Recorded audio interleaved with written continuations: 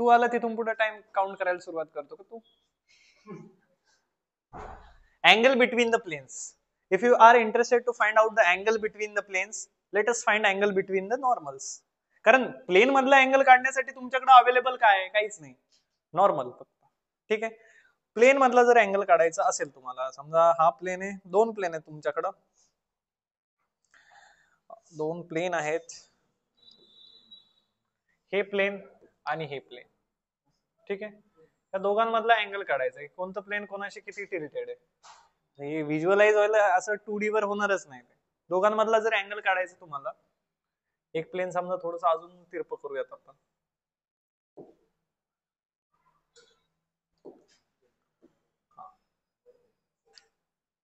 आता ह्या दोन प्लेन मधला जर अँगल काढायचा, आता कोण प्लेन इंटरसेक्ट झालेली कळत नाही आपल्याला याच्यावर.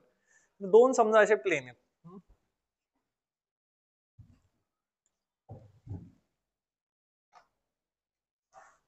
असे दोन प्लेन्स इंटरसेक्ट करत असतील, लांबलचक असतात, इन्फानाइट असतात, सरफेस असतो. ह्या दोन प्लेन मधला अँगल काढायचा. हा एवढा अँगल आहे ना, एवढा अँगल आहे ना प्लेन मधला, हा angle, this is angle bit, but we always consider angle to be acute. तुम्ही पण हा म्हणलं. अँगल आपण अॅक्यूट अँगल कन्सिडर करत असतो. ठीक आहे ना. हा जास्त आहे बरं, हा एवढा केला तर मग अॅक्यूट अँगल. ठीक आहे. पण प्लेन मधला जर अँगल काढायचा आहे तर मी काय म्हणतोय, तुम्ही ह्या दोन प्लेनला असणाऱ्या नॉर्मल्स मधला अँगल काढा. तोच त्या दोन प्लेन मधला अँगल असेल. का? कारण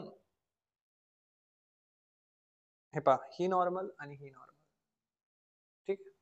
नॉर्मल मधला अँगल काढा, तर हे 90, हे 90, ह्या दोघांची सम 180 आली पाहिजे, म्हणजे 180 मायनस समथिंग येईल.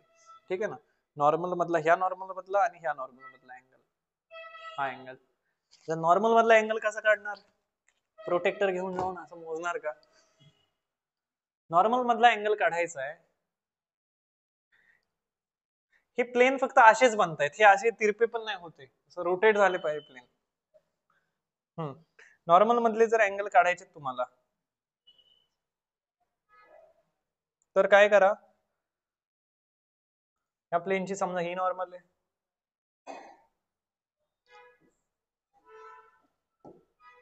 आणि ह्या प्लेनची ही normal.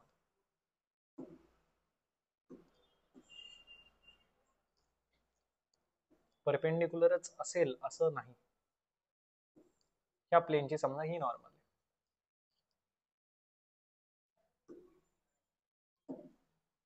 So finding the angle between two planes, we need to find out angle between normals.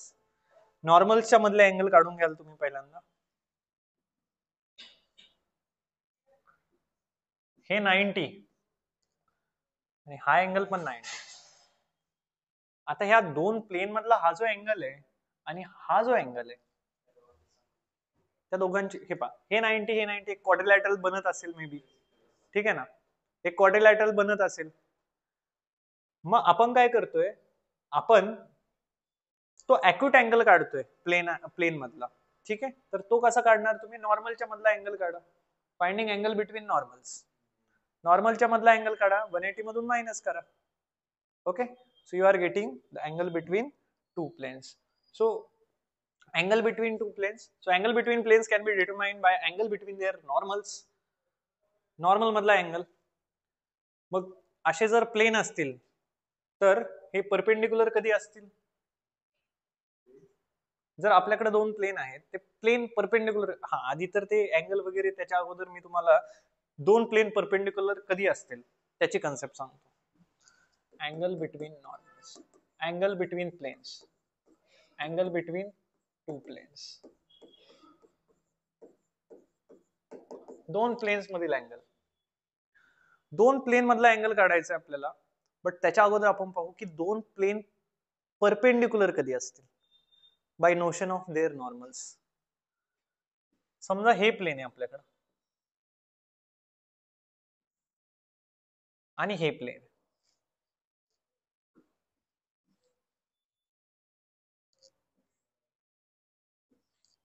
हे दोन प्लेन परपेंडिक्युलर कधी असतील? हे वाले जे दोन प्लेन्स आहेत हे परपेंडिक्युलर कधी असतील? किंवा जर परपेंडिक्युलर असतील तर मग त्यांच्यामध्ये रिलेशन काय? तर प्रत्येक प्लेनला काय असते, every plane has normal. So let us consider this plane has this normal and this plane has this normal.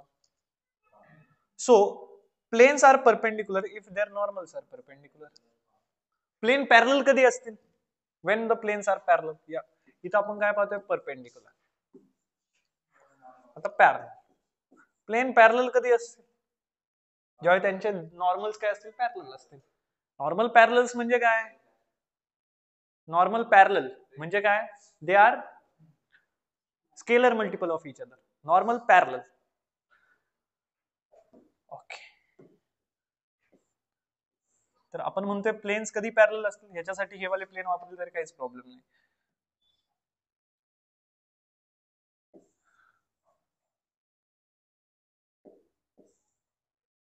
दोन प्लेन पॅरलल कधी असतील, ज्यावेळी त्यांच्या नॉर्मल पॅरलल असतील.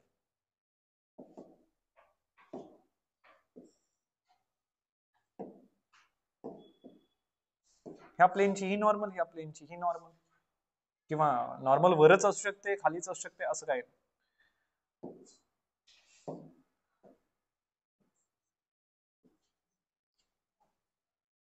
ठीक आहे.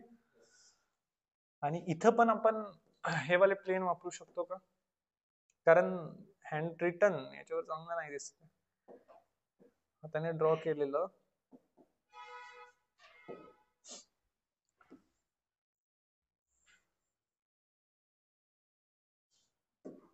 राहू, काय प्रॉब्लेम नाही.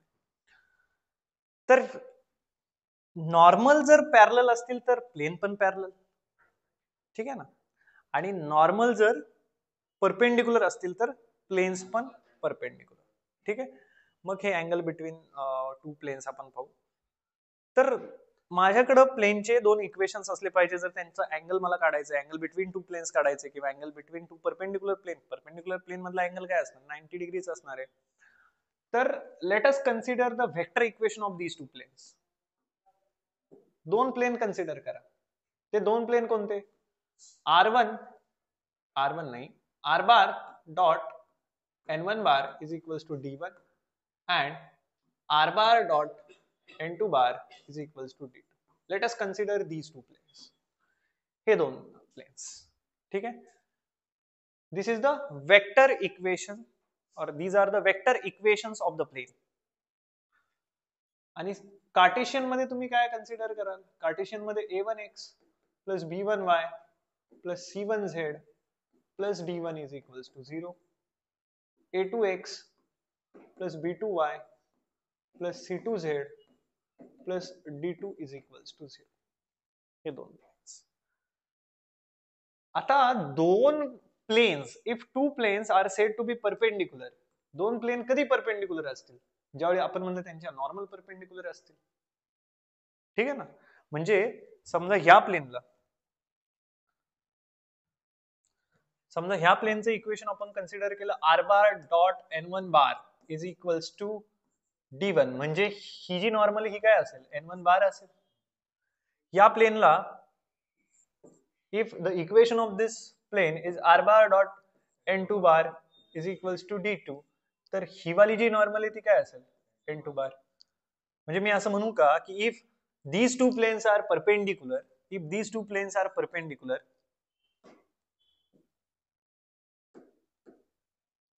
then n1 bar dot with n2 bar is equals to 0. Dot product त्यांचा 0 येईल नॉर्मलचा. बरं, हा, ह्याच प्लेनचं इक्वेशन असं न लिहिता मी समजा कार्टेशियन फॉर्म मध्ये लिहिलं असतं. कार्टेशियन फॉर्म मध्ये लिहिलं असतं की ह्या प्लेनचं जे काही इक्वेशन आहे, कार्टेशियन इक्वेशन, ते a1x plus b1y plus c1z plus d1 is equals to 0 असं आहे. आणि या प्लेनचं equation a2x plus b2y plus c2z plus d2 is equals to 0. तर तुम्ही काय म्हणले असते, हे a1 b1 c1 a2 b2 c2 काय, these are the direction ratios of the normal to that plane. ज्यावेळी आपण एखाद्या प्लेनचं इक्वेशन असं लिहित असतो की a1x plus b1y plus c1z plus d1 is equals to 0, तर ह्याचा अर्थ असा आहे की a1 b1 c1 हे त्या प्लेनला असणाऱ्या नॉर्मलचे डायरेक्शन रेशियोज आहेत. कळतंय. मग जर हे दोन प्लेन्स परपेंडिक्युलर आहेत, ह्याचा अर्थ काय, दोन प्लेन परपेंडिक्युलर जर असतील तर मग त्यांच्या नॉर्मलचा प्रोडक्ट घेऊन जी काही सम येणार आहे ती झिरो आली पाहिजे. म्हणजे काय, a1 a2 plus b1 b2 plus c1 c2 is equals to 0. कळतंय का, समजतंय सगळ्यांना?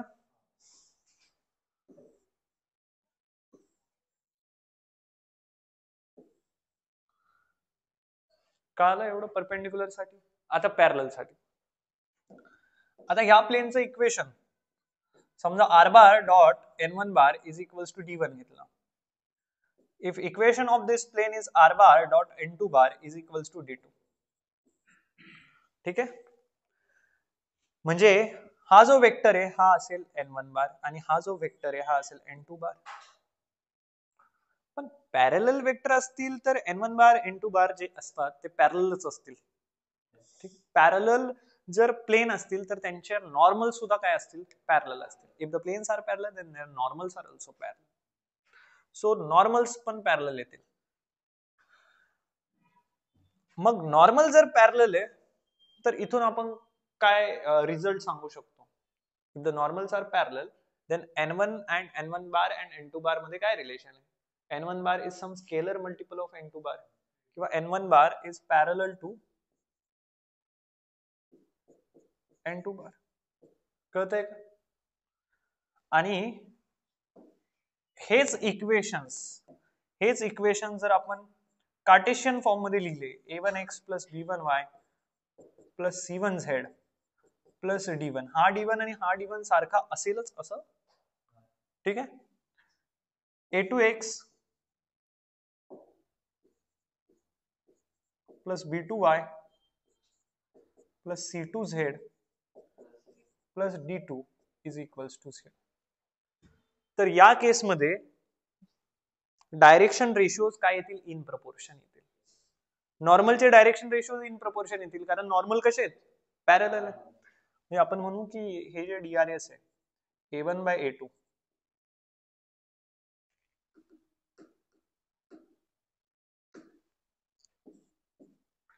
a1 by a2 is equals to b1 by b2 is equals to c1 by c2. इथं आपण काय सांगितलं, आपण सांगितलं की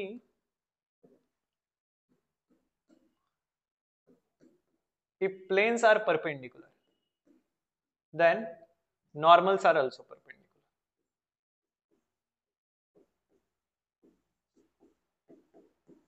आणि इथं if planes are parallel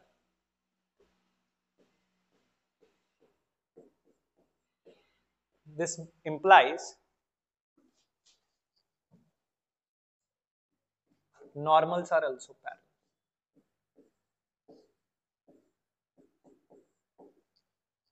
So finding the angle between plane, so in order to find the angle between plane we take the help of normals. आपण कशाची मदत घेतो, नॉर्मलची मदत घेतो. आता व्यवस्थितपणे पहा की एक प्लेन किंवा दोन प्लेन मधला जर अँगल आपल्याला काढायचा, आता हे तर झालं की सांगितलं मी की परपेंडिक्युलर असेल तर हे असं. आणि आता अँगल बिटवीन टू प्लेनची जी काही डेफिनेशन ती ऑलरेडी सांगितली. If planes are not perpendicular to each other then not perpendicular to each other then angle between them is defined as acute angle. जे मी स्टार्टिंगला सांगितलं की त्यांच्या दोघांमधला अँगल कसा घेतो आपण, acute angle कन्सिडर करत असतो. तर दोन प्लेन मधला जो अँगल आहे तो acute angle आपण कन्सिडर करत असतो and that is given by this cos theta is equals to n1 bar n2 bar. म्हणजे त्यांच्या दोघांच्या मदतीने आपण थीटा काढत असतो. Finding the angle between the two what we say planes is as same as finding the angle between their normals, finding the acute angle. acute angle महत्वाचा आहे, कळतंय? ओके, मग त्याच्यासाठी तुम्हाला जर व्हिज्युअलायझेशन पाहिजे, आता हे फिगर वगैरे याच्यावर मला जमत नाही अजिबात, तर ट्राय करतो मी.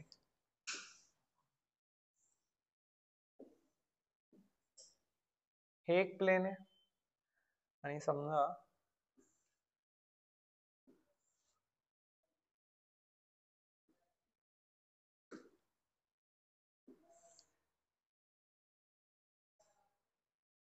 हे दुसरं प्लेन.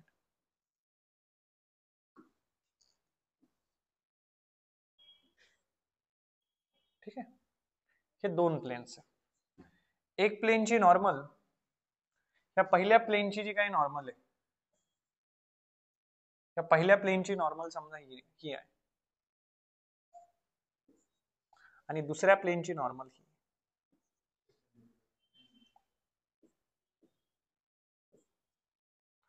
आपल्याला अँगल बिटवीन काय काढायचंय? Angle between two planes. एका प्लेनचं equation R bar dot n1 bar is equals to d1 असं कन्सिडर करा. दुसऱ्या प्लेनचं equation R bar dot n2 bar is equals to d2 consider करा. म्हणजे हा जो असणार आहे हा n1 बार असेल, हा जो असणार आहे हा n2 बार असेल. ठीक आहे. आता जर तुम्ही व्यवस्थितपणे पाहिलं तर एक क्वाड्रिलॅटरल फॉर्म आहे. ठीक आहे ना. आता प्लेनच्या मधला अँगल काढायचा आहे तुम्हाला. प्लेनच्या मधला अँगल, याचं व्हिज्युअलायझेशन आपण कसं करू शकतो? हे दोन प्लेन आहेत, त्या दोघांच्या मधला अँगल आपल्याला काढायचा आहे. या दोघांच्या मधला अँगल आपल्याला काढायचा आहे. दोन प्लेनच्या मधला अँगल हे इंटरसेक्ट पण करू शकतात, इंटरसेक्ट पण करू शकतात एकमेकांना. ठीक आहे ना. मग जर मला हा अँगल काढायचा आहे, ह्या दोन प्लेन मधला हा अँगल काढायचा आहे, हा अॅक्यूट अँगल काढायचा आहे. We always consider angle to be acute. तर काय होणार आहे? हे जे काही दोन नॉर्मल्स आहेत, ही नॉर्मल आणि समजा ही नॉर्मल, हे बरं इकडे जरा, आपल्याला काढायचा असतो तो अॅक्यूट अँगल. कोणता अँगल? अॅक्यूट म्हणजे हा तुम्हाला दिसतोय हा. मग आपण काय करूयात, ह्या प्लेनला जी काही नॉर्मल आहे आणि ह्या प्लेनला जी काही नॉर्मल आहे, ह्या दोन नॉर्मल, ही नॉर्मल आणि ही नॉर्मल, यांच्यातला अँगल दोन्ही 90 डिग्री आहेत. नॉर्मलचे जे काही अँगल आहेत ते, म्हणजे ह्या दोघांची जी काही सम येणार आहे, उरलेल्या दोघांची, एक तर हा नॉर्मलच्या मधला अँगल आणि एक तर हा वाला अँगल, तो कसा येणार आहे? म्हणजे दोघांची सम काय येणार आहे? 180.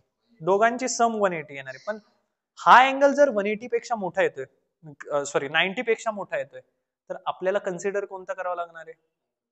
हा वाला कन्सिडर करावा लागणार आहे. पण ज्यावेळी आपण नॉर्मलचाही अँगल काढत किंवा कोणत्याही दोन वेक्टर मधला अँगल काढतो, तो नेहमी आपण अॅक्यूटच कन्सिडर करत असतो. त्याच्यामुळं आपण हे कन्क्ल्युजन देऊ शकतो की finding the angle between two planes is finding the angle between their normals. कळतंय का? इथं कन्फ्युजन नाही झालं पाहिजे. ऍक्च्युली तुम्ही त्या पॉइंट ऑफ व्ह्यूने विचार करताय की नाही मला माहित नाही, पण तुम्हाला असं वाटू शकतं अरे दोघांची जर सम, ठीक आहे ना, हे जे काही आहे ह्याची आणि ह्याची सम बाय द वे काय बनणार आहे? ह्याची आणि ह्याची सम. हा जो काही अँगल आहे आपल्याला तर हा काढायचा आहे. ह्याची, ह्याला एक्स म्हणूयात, ह्याला वाय म्हणूयात, दोघांची सम 180 आहे. तर मी असं का म्हणतोय बरं, finding angle between two planes is as same as finding angle between two normals. म्हणजे हे जर 120 आलं तर हा काय येणार आहे? वाय 60 येणार आहे. मग तरी मी असंच का म्हणतोय? कारण दोन प्लेन मधलाही आपण कोणता अँगल कन्सिडर करतो? म्हणजे हा जर 120 असेल तर ह्याच्या मागच्या साईडला हा किती असेल? म्हणजे प्लेनचा काय कन्सिडर करणार? 60. आणि इथं पण दोन नॉर्मलच्या मधला कोणता अँगल काढत असतो आपण? अॅक्यूटच काढत असतो. डॉट प्रोडक्टच्या कन्सेप्ट मध्ये ज्यावेळी मी angle between two vector concept सांगितली, त्यावेळी मी काय सांगितलं? We always consider angle between two vector to be acute. म्हणजे इथं पण तुम्ही एक गोष्ट लक्षात ठेवा, angle between planes, angle between two planes,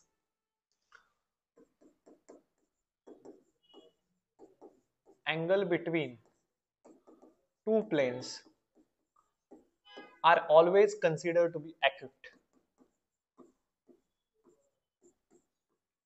Acute angles is always acute. दोन प्लेन मधला कोणता, पहा असे दोन प्लेन आहेत. आता प्लेनच्या ऐवजी मी लाईनच दाखवतो तुम्हाला, आणि तुम्ही काय करा, त्या लाईनच्या अलॉंग इन्फानाइट सरफेस अज्युम करा. ह्या दोन लाईन्स आहेत. मला सांगा तुमच्याकडं, तुम्हाला काढायचा अॅक्यूट अँगल प्लेन मधला. हे एक प्लेन आहे, हे एक प्लेन आहे. त्या दोघांमधला अॅक्यूट अँगल काढायचा आहे. तुम्ही काढणार कोणता? किंवा हे असं आहे, हा वाला अँगल काढणार. कळतंय? म्हणजे ह्या प्लेनला जर समजा या प्लेनची नॉर्मल ही असेल आणि ह्या प्लेनची नॉर्मल ही, तर हा अँगल मोठा येतोय, पण आपण नॉर्मल मधला अँगल कोणता कन्सिडर करत असतो? ॲक्यूट. म्हणजे तो जो नॉर्मल मधला अँगल आहे तोच हा अँगल आहे. कळतंय का आता?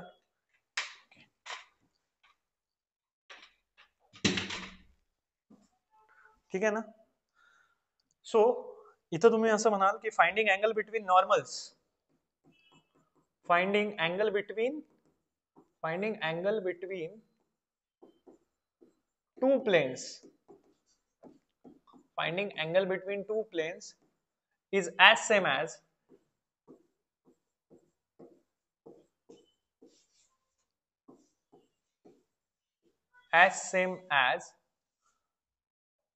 between their normals. म्हणजे दोन प्लेन मधले अँगल काढणे म्हणजे त्या दोन प्लेनच्या नॉर्मल्स मधील अँगल काढणे. आणि हे असं का? Because we always consider angle between two planes to be acute.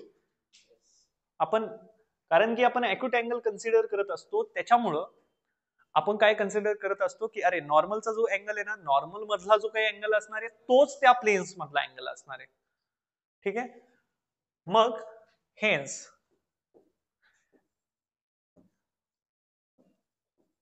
theta is equals to angle between, or let theta be angle between two planes.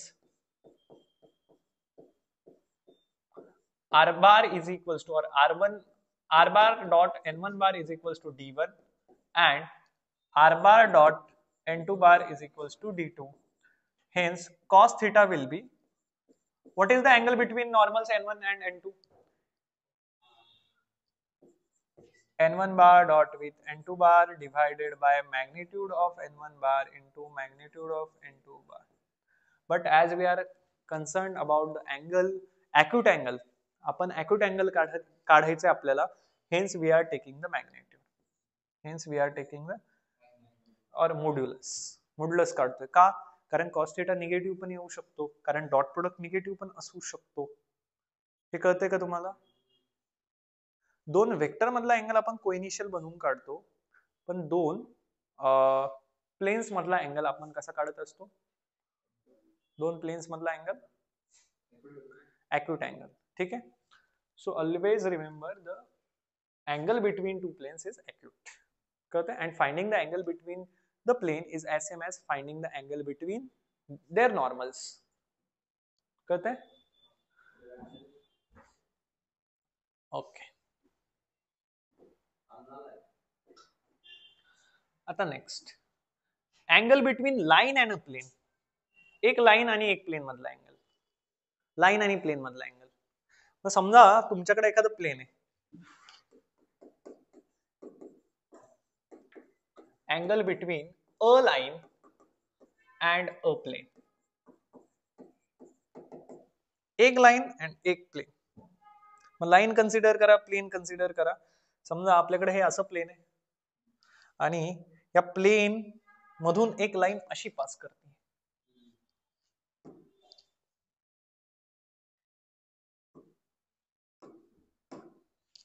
And we are interested to find the angle between line and plane. समजा ही line या प्लेनला इथं cut करते, या पॉइंटवर. Let us consider that line is cutting to that point. मग तुम्ही angle कसा काढता?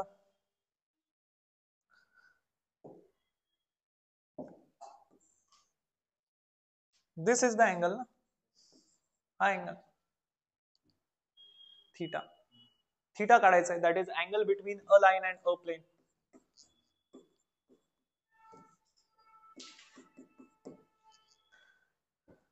तुम्हाला माहिती आहे लाईनचं इक्वेशन काय असतं? If you have any line, what is the equation of line? What is equation of line? Vector equation of a line.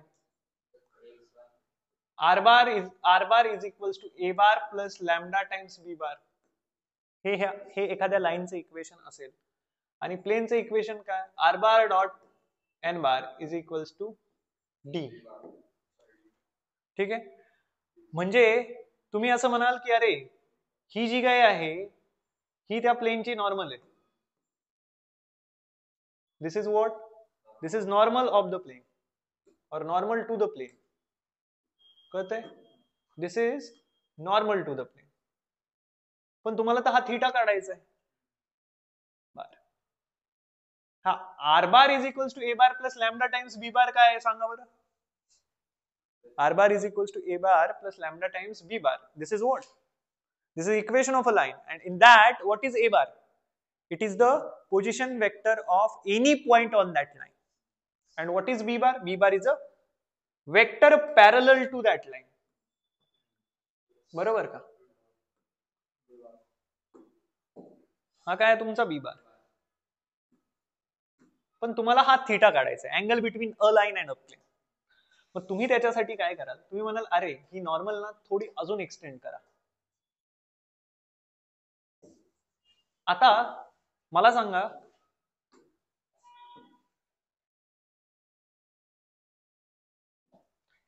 हा जो अँगल दिसतोय आणि हा जो अँगल दिसतोय सेमच आहे का रे? अरे finding angle between normal and the line is as same as finding angle between the vector parallel to that line and normal. मला सांगा ह्या दोन लाईन मधला अँगल काढायचा आहे, तो झिरोच आहे. ह्या दोन लाईन मधला अँगल काढायचा आहे. दोन लाईन मधला जर अँगल काढायचा आहे तर मी काय म्हणाल, दोन लाईन मधला जर अँगल काढायचा तर एक तर तुम्ही हा अँगल म्हणा किंवा ह्या लाईनला पॅरलल असणारा जो काही वेक्टर आहे त्याला काय करा, त्याला ट्रान्सलेट करा, त्याला ट्रान्सलेट करा आणि हा अँगल काढा. ठीक आहे ना? कळतंय का मला काय सांगायचं ते? समजतंय सगळ्यांना? Okay. So finding the angle between two lines is as same as finding the angle between the vectors which are parallel to these two lines. म्हणजे मला हे सांगायचंय की अरे तुम्हाला या नॉर्मल ही जी एन बार आहे, this is your n bar, n bar, n bar आणि लाईन एल, एन बार आणि लाईन एल च्या मधील जो अँगल काढायचा आहे हा लाईन मधला अँगल. आता मी कशाबद्दल बोलतोय? लाईन आणि नॉर्मल मधला अँगल आपल्याला काढायचंय. कशाचा? लाईन आणि प्लेन मधला angle between line and plane. मी आता सध्या तुम्हाला काय सांगतोय? Angle between line and normal, कारण त्याची गरज आपल्याला हा थीटा काढण्यासाठी लागणार आहे. ओके. आता हा जो अँगल असणार आहे तोच हा अँगल असणार आहे. मग मी असं म्हणेल की एन बार आणि बी बार मधला जो अँगल आहे तोच हा अँगल आहे. आणि जर मला थीटा काढायचा आहे तर हा 90 आहे. दोघांची काय कराल? 90 plus theta plus this is equals to 180. बरोबर? म्हणजे तुमचा जो काही थीटा येणार आहे तो काय येणार आहे? That is 180 minus theta is equals to 180 minus that angle. Let us say that angle to be x. मग तो एक्स कुठून मिळेल? X is what? Angle between b bar and n bar. B bar आणि n बार मधला angle. कळतंय का? मग आता तुम्हाला तो अँगल काढायचा बी बार आणि एन बार मधला. तो अँगल कसा काढणार? कॉस थीटा वगैरे काहीतरी वापरा. तसं डॉट प्रोडक्टने काढू शकता. म्हणजे कॉस थीटा काय येईल? आता कॉस थीटा म्हणून नाही जमणार, त्याला आपण काय म्हणले त्या अँगलला? आपण समजा हा अँगल एक्स आहे तर कॉस एक्स काय येईल? Cos x b bar dot n bar divided by magnitude of b bar magnitude of n bar. ठीक आहे ना?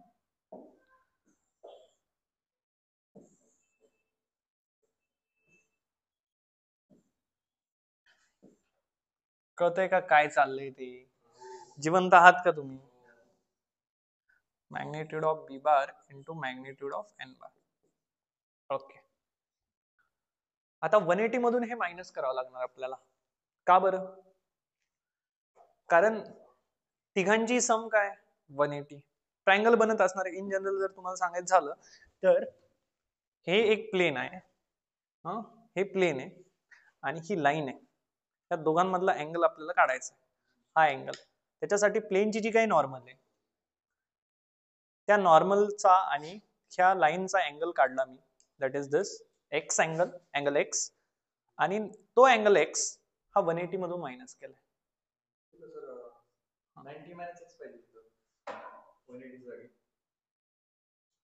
180 मायनस 90 मायनस एक्स असं टाकायला पाहिजे होतं. ठीक आहे, 180 minus 90 minus x that is 90 minus x. Theta is equals to 180 degrees minus 90 degree plus x. असं तिघांची सम किती? म्हणजे theta plus 90 plus x is equals to 180, आणि म्हणून मग असं टाकलं. ठीक आहे, 180 मधून 90 प्लस एक्स मायनस करायचं, म्हणजे थीटा काय येईल? Theta is equals to 90 minus x. मग 90 डिग्री मायनस एक्स तुम्हाला करायचं आहे. एक्सला आपण कॉस एक्स म्हटलंय, तर थीटा काय येईल? Theta will be equals to pi by 2 minus किंवा 90 मायनस एक्स काय? Cos inverse of b bar dot n bar divided by magnitude of b bar into magnitude of n bar.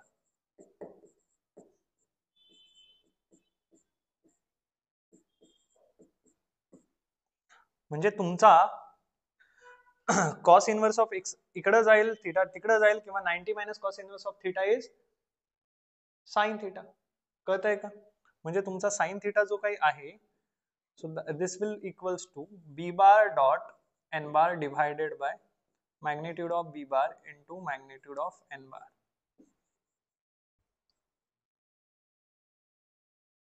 कळतंय? अरे sine inverse of x plus cos inverse of x is equals to 90. ठीक आहे, so theta is equals to 90 minus cos inverse of x. म्हणजे sine theta काय येईल? b bar minus a bar b bar dot n bar divided by magnitude of b bar into magnitude of n bar. म्हणजे angle between a line and a plane is given by this. ठीक आहे, आता काय राहिलं? हा, आपण magnitude घेत असतो आपण त्याचा. मॅग्निट्यूड का? Theta is always acute. Theta is always acute. Magnitude म्हणजे मोडलस.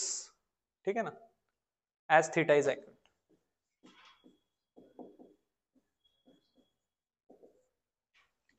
आता नेक्स्ट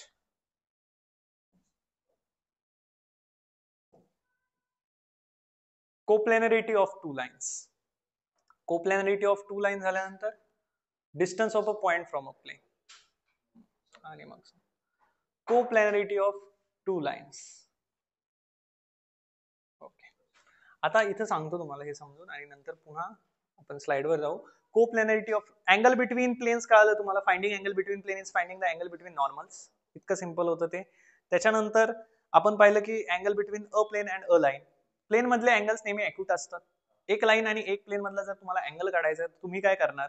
तुम्ही sine theta is equals to b bar dot n bar divided by magnitude of b bar into magnitude of n bar, त्याचं magnitude घेणार, कारण theta is acute. कारण sine theta म्हणजे ते dot product वगैरे negative येऊ शकतो. निगेटिव्ह म्हणजे थीटा 90 पेक्षा मोठा, पण 90 पेक्षा मोठा आपण ऍक्सेप्ट करत. ठीक आहे, किंवा 180 पेक्षा मोठा आपण ऍक्सेप्ट करणार. ठीक आहे, कारण सेकंड क्वाड्रंट मध्ये पण साइन कसा असतो? पॉझिटिव्ह असू शकतो.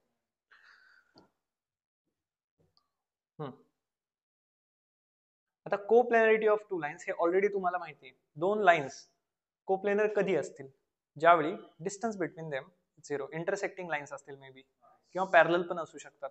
ठीक आहे, सो लाइन्स मे बी दोन पॅरलल लाइन्स तर ऑलवेज कोप्लेनर असतात. तर इंटरसेक्टिंग लाइन्स असल्या पाहिजे, म्हणजे स्क्यू लाइन्स नसल्या पाहिजे. मग लाइन्स स्क्यू कधी नसतील? ज्यावेळी डिस्टन्स बिटवीन स्क्यू लाइन 0 असेल. मग डिस्टन्स बिटवीन स्क्यू लाइनचा फॉर्म्युला कालच पाहिलेला आपण. काय फॉर्म्युला होता? Distance between skew lines is equals to magnitude of a2 bar minus a1 bar into or dot with b1 bar cross with b2 bar divided by magnitude of b1 bar cross with b2 bar. म्हणजे ज्यावेळी हा वरचा numerator 0 बनवून जाईल ना, त्यावेळी तुमच्या दोन लाईन काय बनतील? को प्लेनर बनतील. आता इथे हेच दिलंय इन शॉर्ट. आणि डिस्टन्सचा दुसरा फॉर्म्युला कार्टेशियन फॉर्म मध्ये कोणता? Determinant of x minus x1 x minus x2, x minus x1, y minus y1, z minus z1, किंवा काय म्हणत होतो आपण, x2 minus x1 असं म्हणत होतो का, x2 minus x1, y2 minus y1, z2 minus z1, a1 b1 c1 and a2 b2 c2 divided by under root of minus square of minus, ठीक है, सम ऑफ स्क्वेअर्स ऑफ मायनस, ठीक आहे. तर ह्या ज्या काही दोन गोष्टी आहेत एकदम इझी टू अंडरस्टँड आहे. जर आपल्याकडं लाईन्स असतील दोन, त्या दोन लाईन कोप्लेनर कधी असतील, ज्यावेळी लाईन कोप्लेनर कधी असतील, ज्यावेळी ते एकाच प्लेन मध्ये असतील, ठीक आहे. If and only if a two bar minus, हे पण सांगितलं तुम्हाला की ते त्या स्क्यू असतील त्यावेळी त्या कोप्लेनर असतील. म्हणजे we know that two parallel lines are always coplanar. If two non parallel lines are coplanar then shortest distance between them is 0, ठीक आहे. Conversely the distance between two parallel lines is 0, then they are coplanar. जर दोन non parallel लाईनचं distance 0 असेल, जर non parallel lines आहेत आपल्याकडे आणि distance त्यांचं 0 आहे, म्हणजे त्या कोप्लेनर आहे. पण दोन non parallel line always coplanar असतील असं नाही, कारण आपण कन्सेप्ट ऑफ स्क्यू लाईन्स पाहिलेली, ठीक आहे. तर ही जी नोट आहे हे ऑलरेडी तुम्हाला माहिती आहे, तर हे डायरेक्ट मी पेस्ट करतो.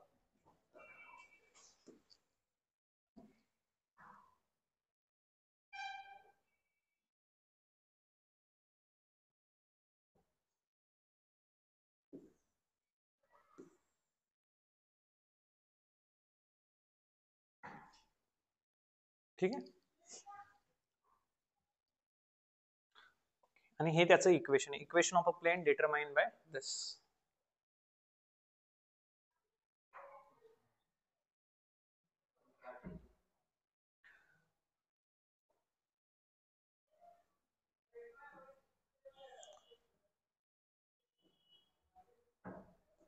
तर last distance of a point from a plane, एखाद्या पॉइंटचं प्लेन पासूनचं जे काही डिस्टन्स येईल ते काय येतं, the distance between origin, distance of a point from a plane, the distance of a origin from a plane r bar dot n cap is equals to p is p. एखाद्या प्लेनचं equation आपल्याकडे normal form मध्ये असेल तर त्या प्लेनचं origin पासूनचं distance काय येतं, p येतं.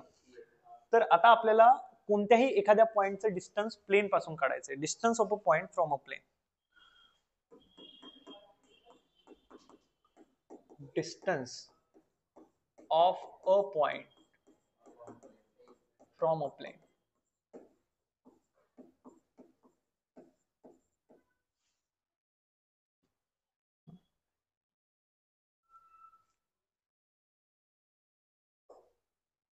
त्याचा फॉर्म्युला हा आहे magnitude of p minus a bar dot n cap, ठीक आहे. फॉर्म्युला देऊ फक्त की प्रूव्ह करून दाखवू, एखाद्या पॉइंटचं काढायचंय. Okay, distance of a point from a plane. समजा तुमच्याकडे कुठलाही पॉइंट ए आहे, a having position vector a bar, आणि ह्या पॉइंटचं तुम्हाला काय काढायचंय, डिस्टन्स काढायचं ओरिजिन पासून, डिस्टन्स काढायचं प्लेन पासून. प्लेनचं इक्वेशन तुमच्याकडे नॉर्मल फॉर्म मध्ये आहे का, येस. प्लेनचं इक्वेशन, समजा ह्या प्लेनचं equation R bar dot n cap is equals to p असेल. जर तुम्हाला एखाद्या पॉइंटचं प्लेन पासून डिस्टन्स काढायचं असेल तर तुम्हाला त्या प्लेनचं इक्वेशन नॉर्मल फॉर्म मध्ये कन्वर्ट करावं लागणार. Distance of a point from a plane. आता हा जो पॉइंट आहे आणि हे जे प्लेन आहे यांच्यामधलं जे डिस्टन्स आहे ते हे डिस्टन्स असेल, दिस डिस्टन्स डी.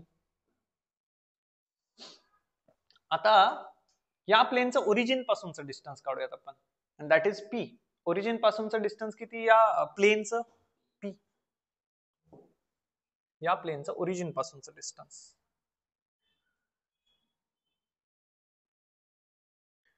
प्लेनचं ओरिजिन पासूनचं जे काही डिस्टन्स आहे दॅट इज p. आपण ओरिजिन अजून खाली घेऊ, किंवा दुसरा एक वे याला प्रूव्ह करण्याचा की तुम्ही काय करा, त्या पॉइंट मधून पास होणार एखादं प्लेन काढा, this is p. That is one way. Another way is what, की तुम्ही असं एक प्लेन कन्सिडर करा की ज्यामध्ये तो पॉइंट आहे, ज्या प्लेन मध्ये तो पॉइंट लाय करतो.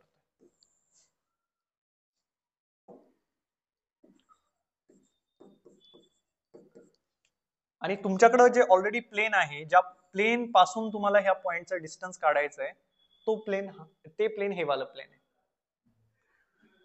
मग या प्लेनचं equation R bar dot n cap is equals to p. या प्लेनचं जे काही डिस्टन्स आहे ते पी युनिट्स आहे ओरिजिन पासून. आता या प्लेनचं काढता येईल का आपल्याला डिस्टन्स? या प्लेनचं equation R bar dot n cap, इथं पण आपण n cap is equals to a bar dot n cap असं काहीतरी कन्सिडर करावं लागणार. ठीक आहे, कळतंय का मला काय म्हणायचंय ते? तुम्हाला जर एखाद्या प्लेन पासून एखाद्या पॉइंटचं डिस्टन्स काढायचं आहे, हे प्लेन आहे, हे प्लेन आहे आणि हा पॉइंट आहे, तर मी असं म्हणतोय की प्लेन पासून पॉइंटचं डिस्टन्स काढायचं आहे, ठीक आहे ना? तर ह्या पॉइंट मधून पास होणारं प्लेन जे की ह्या प्लेनला पॅरलल आहे, ते प्लेन हे वालं प्लेन आहे. मग दोन प्लेन जर पॅरलल आहेत तर त्या दोघांची नॉर्मल पण सेमच असेल. एका प्लेनचं इक्वेशन माझ्याकडे नॉर्मल फॉर्म मध्ये r bar dot n cap is equals to p, दुसऱ्या प्लेनचं इक्वेशन मी बनवू शकतो. आता समजा मी ओरिजिन इथं कुठंतरी कन्सिडर केला, late us say this is origin. आता मी तुम्हाला प्रश्न काय विचारतोय की ह्या प्लेनचं ओरिजिन पासून डिस्टन्स किती आहे? तुम्ही म्हणले पी युनिट्स. किती पी युनिट्स?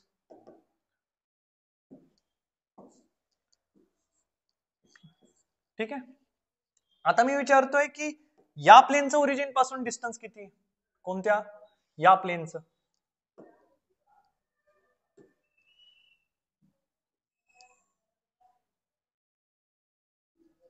तुम्ही म्हणाल ए बार डॉट एन कॅप. का बरं? कारण ज्यावेळी मी इक्वेशन ह्या फॉर्म मध्ये लिहित असतो, r bar dot n cap is equals to something, that something is nothing but distance of that plane from origin. कळतंय का? distance from that plane, distance of that plane from origin. तर या प्लेनचं origin पासूनचं distance काय येईल? म्हणजे त्याला मी मुद्दाम ह्या साईडला थोडस दाखवली ही लाईन. तर हे जे काही डिस्टन्स आलं, हे डिस्टन्स काय आहे? तुम्ही म्हणले हे डिस्टन्स पी आहे, हे डिस्टन्स पी आहे ओरिजिन पासूनचं, हे वाला डिस्टन्स पी आहे. आणि हे वाला डिस्टन्स काय? ए बार डॉट एन कॅप. आता कधी कधी काय होऊ शकतं, हे प्लेनवर ओरिजिन, हे प्लेनवर पॉइंट खाली, पॉइंट वर ओरिजिन खाली. आपल्याला तर काय काढायचंय? ह्या पॉइंट वरचं किंवा ह्या पॉइंटचं आणि प्लेनचं डिस्टन्स काढायचंय. हा पॉइंट आणि प्लेन, हे डिस्टन्स काढायचंय. तर मी म्हणाल ही जी व्हाईट लाईन दिसते त्याच्यामधून ही जी रेड लाईन दिसते ही मायनस करा. म्हणजे हे जे डिस्टन्स येणार तुमचं, हे काय येणार? A bar dot n cap minus p. किंवा हे जे डिस्टन्स येणार ते p minus a bar dot n cap पण येऊ शकतं. का? कारण कधी पॉइंट वर कधी पॉइंट खाली, आणि म्हणून आपण म्हणूयात की that distance d, distance of a point from a plane is magnitude of p minus a bar dot n cap.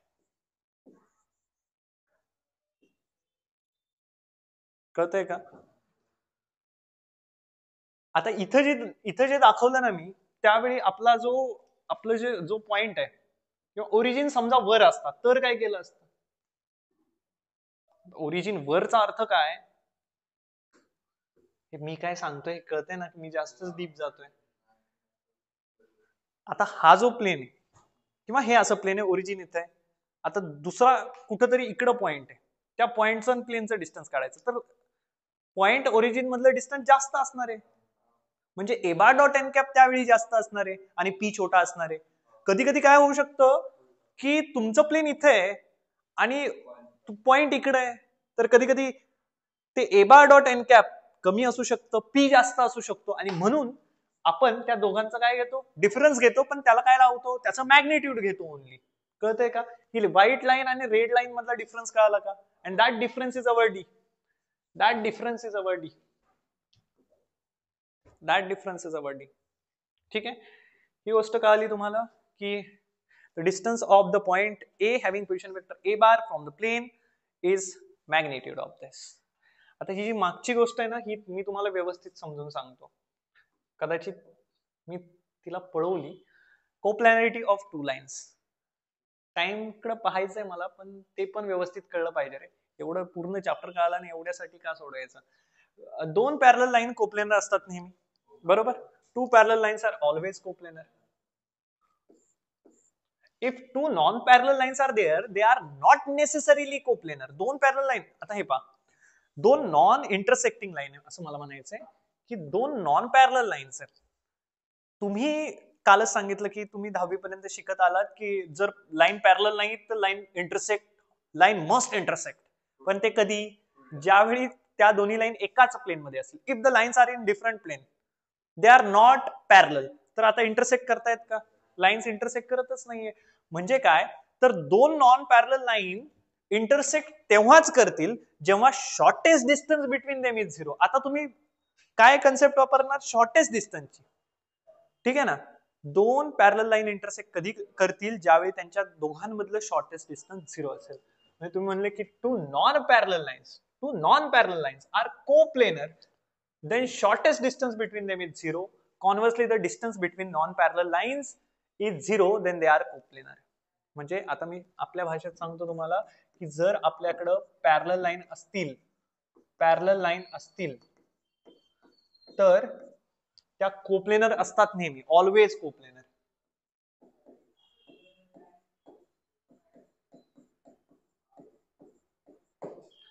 Non parallel lines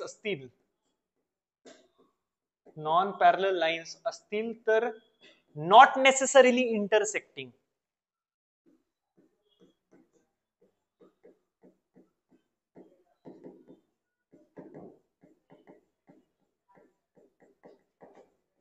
दोन parallel line not necessarily intersecting आहे. म्हणजे काय? की may be coplanar, may be non coplanar.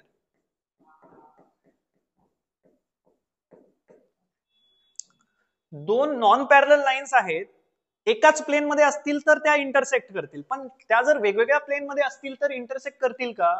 नाही करणार. तर त्याच्यामुळे मी काय म्हणतोय की two non parallel lines intersects if and only if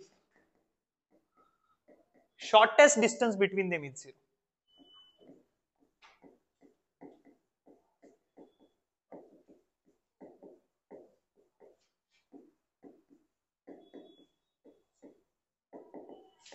जर त्यांच्या दोघांमधील किंवा त्यांच्या दोघींमधील शॉर्टेस्ट डिस्टन्स जे काय आहे ते 0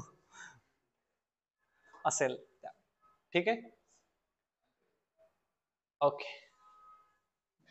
म्हणजे त्याच्या कॉन्व्हर्सली तुम्ही हेही म्हणू शकता की जर दोन लाईन मधलं शॉर्टेस्ट डिस्टन्स 0 आहे तर 100% त्या दोन लाईन इंटरसेक्ट करतायत. किंवा तुम्ही असं म्हणू शकता की जर दोन लाईन इंटरसेक्ट करतायत तर त्यांच्या दोघांमधील shortest distance 0. Intersecting line shortest distance 0, shortest distance 0, intersecting lines. Okay. आता हे पहा, जर आपल्याकडे दोन लाईन्स आहेत, ह्या दोन लाईन्स ह्या इंटरसेक्ट किंवा कोप्लेनर कधी असतील? ज्यावेळी पॅरललचा आता इथं काही विषयच येत नाही. दोन पॅरलल लाईन्स ऑलवेज कोप्लेनर. काय म्हणलंय मी? पण जर आपल्याकडे दोन नॉन पॅरलल लाईन असतील त्या कोप्लेनर कधी असतील? Then if there. मग मी काय म्हणलं की आपल्याकडे दोन लाईन्स आहेत. R bar is equals to a1 bar plus lambda times or lambda 1 times b1 bar and r bar is equals to a2 bar plus lambda 2 times b2 bar. तर ह्या दोन लाईन इंटरसेक्ट कधी करतील? ज्यावेळी त्यांच्यातलं शॉर्टेस्ट डिस्टन्स 0 असेल. Shortest distance formula काय? For skew lines. Skew असू द्या कशा असू द्या, आपल्याला माहित नाही की ह्या स्क्यूज आहेत. पण कोणत्याही दोन लाईनचं इक्वेशन जर असं असेल तर आपण पाहिलेलं आहे की distance is equals to magnitude of or we may say modulus of a2 bar minus a1 bar dot with b1 bar cross b2 bar divided by magnitude of b1 bar cross b2 bar. म्हणजे त्याचा जो numerator आहे intersects then magnitude of a2 bar, magnitude पण म्हणायची गरज नाही आता, a2 bar minus a1 bar dot with b1 bar cross b2 bar is equals to 0. हे कळालं? आता the plane determined by them. आता तुम्ही काय म्हणले की दोन लाईन इंटरसेक्ट कधी करतील? ज्यावेळी हे असं असेल. आता दोन लाईन इंटरसेक्ट झाल्या तर जे प्लेन तुम्हाला मिळणार आहे जे प्लेन तुम्हाला मिळणार, दोन लाईन इंटरसेक्ट झाले प्लेन मिळेल. आता ह्या प्लेनचं इक्वेशन काय येईल? ह्या प्लेनचं इक्वेशन काय येईल? What is the equation of this plane passing through these 2 points? या प्लेनचं इक्वेशन काढायचं. तर मी म्हणेल, अरे तुम्हाला ह्या दोन्ही लाईनचं इक्वेशन माहिती आहे ना. एका लाईनचं इक्वेशन हे आहे, r bar is equals to a1 bar plus lambda 1 times b1 bar. दुसऱ्या लाईनचं इक्वेशन काय, r bar is equals to a2 bar plus lambda 2 times b2 bar. म्हणजे तुम्हाला ह्या लाईनवरचा a1 माहितीये, या लाईनवरचा कुठलाही पॉइंट a ज्याचा पोझिशन वेक्टर a1 बार हा माहितीये, या लाईनवरचा जो पॉइंट आहे b त्याचा पोझिशन वेक्टर से a2 बार हा पण माहितीये. तुम्हाला ही लाईन कोणत्या वेक्टरला पॅरलल आहे तो b1 बार पण माहितीये, आणि ही लाईन कोणत्या वेक्टरला पॅरलल आहे तो b2 बार पण माहितीये. तर तुम्हाला जर प्लेनचं इक्वेशन काढायचंय तर किती लॉजिकल गोष्ट आहे की तुम्हाला प्लेनवरचा एकच पॉइंट लागतो, कोणताही एक पॉइंट लागतो, आणि त्या प्लेनला परपेंडिक्युलर वेक्टर लागतो. तर दोन लाईन इंटरसेक्ट करतायत आणि नॉन पॅरलल लाईन्स आहेत, म्हणजे त्या दोन लाईनला पॅरलल असणारे वेक्टर सुद्धा इंटरसेक्ट करतील, ते सुद्धा नॉन पॅरलल असतील. दोन लाईन इंटरसेक्ट करतात तर त्यांच्या अलॉंग जे वेक्टर b1 बार b2 बार त्यांना जे पॅरलल आहेत ते पण नॉन पॅरलल असतील. मग त्या दोघांचा जर क्रॉस प्रोडक्ट घेतला तर मला ह्या प्लेनला असणारी नॉर्मल मिळेल का रे?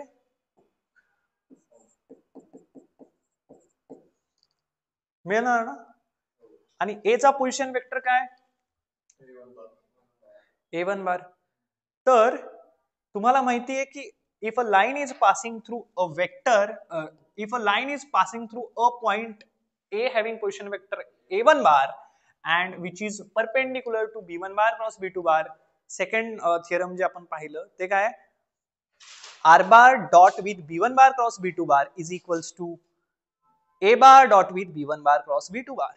म्हणजे इथं या प्लेनचं जे काही वेक्टर इक्वेशन येणार ना, vector equation of this plane, ते वेक्टर इक्वेशन येणार r bar dot with b1 bar cross with b2 bar is equals to a1 bar dot with b1 bar cross with b2 bar.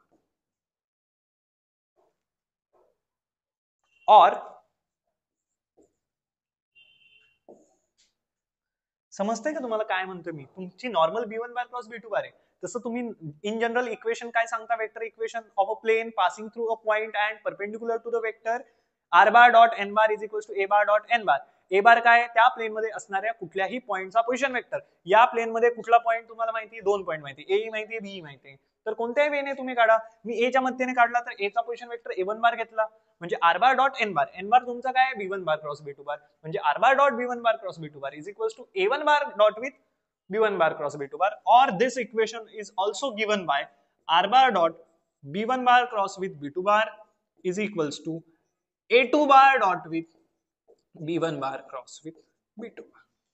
का, कारण दुसराही एक मला सांगा, दोन्ही लाईन त्याच प्लेनवर लाई करतायत, दोन्ही लाईनचे इक्वेशन माहिती आहेत, त्या दोन्ही लाईनवर असणाऱ्या पॉइंट्सचे पोझिशन वेक्टर पण माहिती आहेत, म्हणून हे इक्वेशन येईल. आता त्यांनी देताना हे असं दिलंय, हे असं म्हणजेच हे, ठीक आहे ना.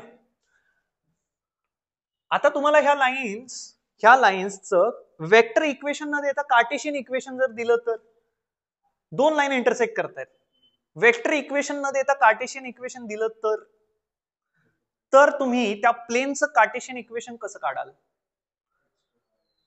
कळतंय का मला काय सांगायचंय ते? मी हे सांगण्याचा प्रयत्न करतोय की दोन लाईन इंटरसेक्ट करतायत, कधी करतील, ज्यावेळी त्यांच्यातलं शॉर्टेस्ट डिस्टन्स 0 असेल. म्हणजे तुम्ही हे चेक कराल की a2 bar minus a1 bar dot with b1 bar cross b2 बार 0 आहे का. बरं असेल तर मग तुम्ही काय करणार, मग तुम्ही म्हणणार की हा त्या दोन लाईन इंटरसेक्ट करतायत, मग त्या दोन लाईनने तयार केलेलं जे काही प्लेन आहे त्या प्लेनचं इक्वेशन काय, मग त्या प्लेनचं इक्वेशन काढण्यासाठी तुम्हाला काय लागेल, त्या प्लेनवर असणारा कुठला एक पॉईंट, आपल्याला तर दोन माहिती, कोणते, लाईन L1 वरचा, लाईन L2 वरचा, ठीक आहे. आपण L1 वरचा यूज केला तर हे इक्वेशन बनेल वेक्टर इक्वेशन, L2 वरचा यूज केला तर हे वेक्टर इक्वेशन मिळेल प्लेनचं. आता प्लेनचं जर कार्टेशियन इक्वेशन काढायचं असेल तर लाईनचं कार्टेशियन इक्वेशन तुम्हाला माहित असलं पाहिजे. लाईन L1 आणि L2 चे लाईन हे कार्टेशियन इक्वेशन्स आहेत इन अ सिमेट्रिक फॉर्म. मग तुम्ही काय म्हणाल की जर लाईन्स कोप्लेनर आहेत, इंटरसेक्टिंग म्हणजे कोप्लेनर, जे प्लेन बनवणार आहे ह्या दोन लाईन इंटरसेक्ट होऊन, ते प्लेन त्याचं equation is given by this determinant. का बरं?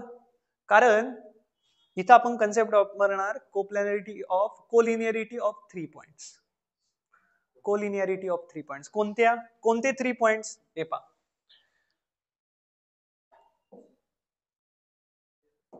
किती वाजले रे?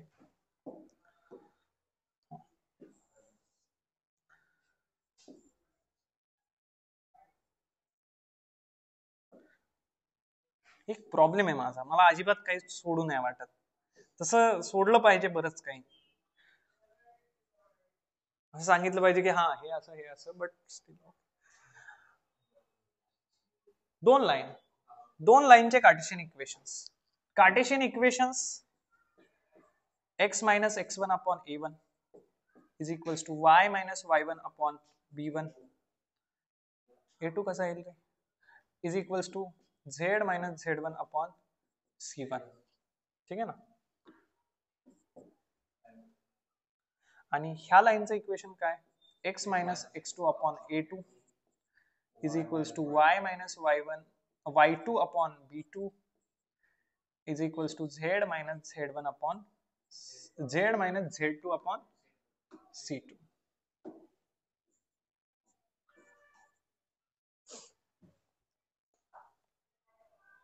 आता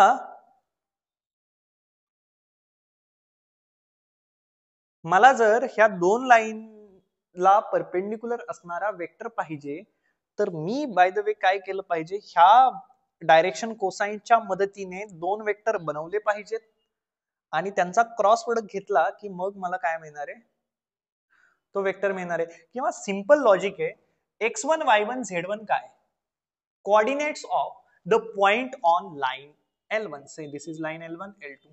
लाईन L1 वर जो पॉइंट A आहे त्या पॉइंटचे काय आहेत, कोऑर्डिनेट्स x1 y1 z1.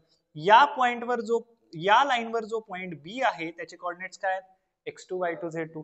आणि लाईन वरचा कुठलाही एक व्हेरिएबल पॉइंट P आपण कन्सिडर करूयात, कुठलाही एक पॉइंट P आपण कन्सिडर करूयात. ठीक आहे. आणि हा जो पॉइंट ऑफ इंटरसेक्शन आहे हा. ठीक आहे. तर आपल्याकडे इथं 3 पॉइंट्स आहेत, 3 पॉइंट्स. ह्या कन्सेप्टने काढण्यापेक्षा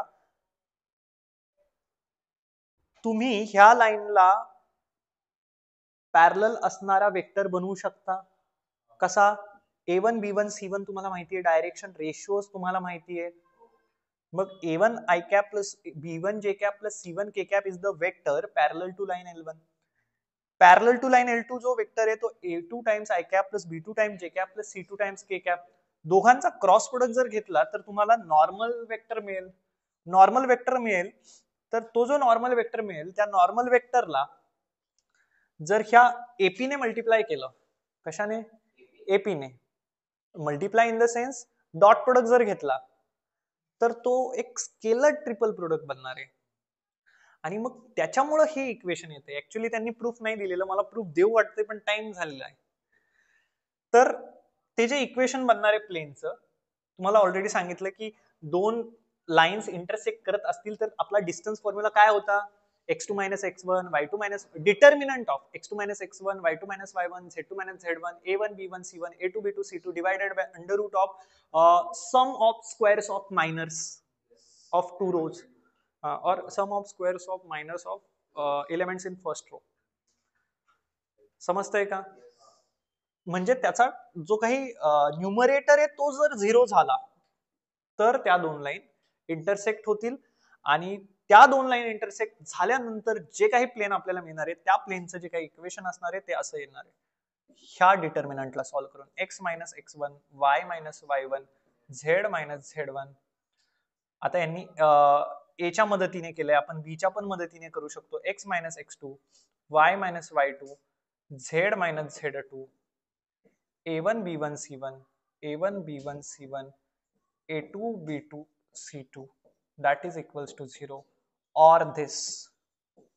इथं कसे दोन इक्वेशन दिले मी तसे इथे पण दोन इक्वेशन बनतील, कारण आपल्याकडे दोन पॉइंट्स नोन आहेत ना प्लेन मधले. कोणते? एक लाईन L1 वरचा, दुसरा लाईन L2 वरचा. कळतंय हे? So that's it. This is all about this chapter. थोडंसं कॉम्प्लिकेटेड वाटत असेल तुम्हाला, काहीच कॉम्प्लिकेटेड नाहीये.